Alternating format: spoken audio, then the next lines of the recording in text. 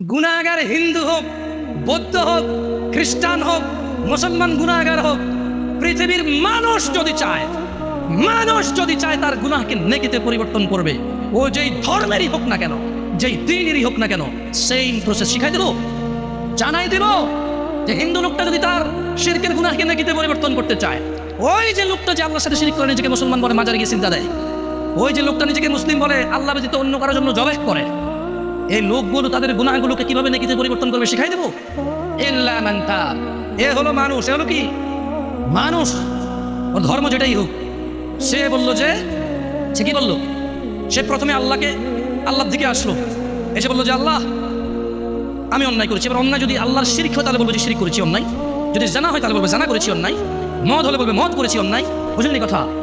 আল্লাহর কাছে এসে বলবে আল্লাহ শিরক করতে আমার করবো না, মদ খেতে আমার খাবো না, জানা করতে আমার করবো না, এই ধরনের যে কোনো অন্যায় বলবে যে আল্লাহ এটা আর করবো না। তো আল্লাহ বলছে ইল্লা মান তাব, যেটা অন্যায় অপরাধ যেটাই হোক, সেই অপরাধ থেকে সে কি করলো, ফিরে আসলো। ওয়া আমানা, এবং আল্লাহর প্রতি দৃঢ় ঈমান আনলো। কি আনলো? আচ্ছা, কোনো হিন্দু যদি ঈমান আনে সে কি হিন্দু থাকে? খ্রিস্টান ঈমান আনলে খ্রিস্টান থাকে? দেখছেন এই অফারটা কিন্তু বিশাল অফার। সুবহানাল্লাহ, আল্লাহর উদারতাই এমন। সুবহানাল্লাহ, আল্লাহুম্মা ইন্না নাসআলুকা জান্নাহ ইয়া আল্লাহ। তো ওয়া আমানা, ঈমান আনলো, ঈমান আনার পর কি করতে হবে? একটা কাজ, ওয়া আমিলা আমালান সালিহা, সৎকর্ম করবে। কি কর্ম করবে? অপরাধ যা করছে তো করে ফেলছে, এখন সৎকর্ম করবে। আল্লাহ বলছে যে তাইলে যদি তওবা করে, ঈমান আনে, ভালো কাজ করে, পিছনে সব খারাপ কাজ নেকি হয়ে যাবে। এটা হচ্ছে কেমন অফার? আমি উদাহরণ দিতে গিয়ে বলি, যদি উদাহরণটা খুবই তুচ্ছ এবং জীবনে এই অফার জীবনে পাওয়া যাবে না। এই একজন লোকের কাছে জাল টাকা আছে, সরকার হঠাৎ করে বললো যে তোমাদের কাছে যত জাল টাকা আছে আচ্ছা সারেন্ডার করো, আর বানাবা না, এটাই শেষ, আর বানাবা না, এই সবগুলো টাকা নিয়ে আসো, যত টাকা আনবা অত টাকা আমি আসল টাকা দিয়ে দেবো। বুঝেন না কথা? এটা এটা এর চেয়ে তো বিশাল অফার। এটা কি হবে? সরকার টিকবে? মানুষ একে তো জাল টাকা বানায়, সে চিন্তা করবে অফার কত দিনের। সরকার যদি বলে যে 1 মাস শুধু, সে ওই 1 মাসে চিন্তা করবে মেশিন কই পাওয়া হয়, যেহেতু জাল টাকা দিলে আসল টাকা দিলে।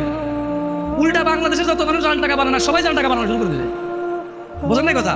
তো আপনারা আবার গুনাহকে নেকিতে পরিবর্তন করতে যাই, যাদের গুনাহ নাই চিন্তা করলে আগে গুনাহ করে ফেলি, তাহলে নামাজ পড়তেছি সওয়াব, গুনাহ করতেছি ওটাও সওয়াব হয়ে যাবে, ডাবল ডাবল সওয়াব। এরকম চিন্তা করেন না। কেন করেন না? কারণ সরকারের অফার 1 মাসের, কিয়ামত কবে আমরা জানি না। মোটামুটি এটা তো আন্দাজ, আল্লাহ মাফ করুক, 1 মাসের ভিতরে হয়ে যাবে এরকম তো জানি না। কারণ আলামত যেগুলো আপনার নবী বলে গেছে এখনো বাকি আছে। এখনো কি মানে ওই সূত্র থেকে যে নলেজ সোর্স পাওয়া যায় এখনো মোটামুটি অজানাই আমাদের, কি এবং আন্দাজের বাইরে কত দিন পরে কিয়ামত আসবে এখনো আমাদের কি, যত ওয়াজ মাহফিল শুনেন অমুক কিয়ামত হয়ে যাবে অমুক, এগুলো আসলে সঠিক না। এখনো যে আলামতের কথা আছে আন্দাজের বাইরে। কিসের বাইরে? অ্যাটলিস্ট আমাদের 60-70 বয়সের জীবনের আন্দাজের বাইরে। আল্লাহ বাকি আল্লাহ ভালো জানে, কে ভালো জানে। সো ওই গুনাহ করতে যাই, যে গুনাহের যে নেকিতে পরিবর্তন করার চিন্তা করলে গুনাহ অবস্থা যদি মরে যান তাহলে কিন্তু অবস্থা খারাপ হয়ে যাবে। অবস্থা কি? মুনাফিক, কাফের, মুশরিক, বেঈমান হয়ে মরে যেতে হবে। আল্লাহ আমাদেরকে বুঝার তৌফিক দান করুন।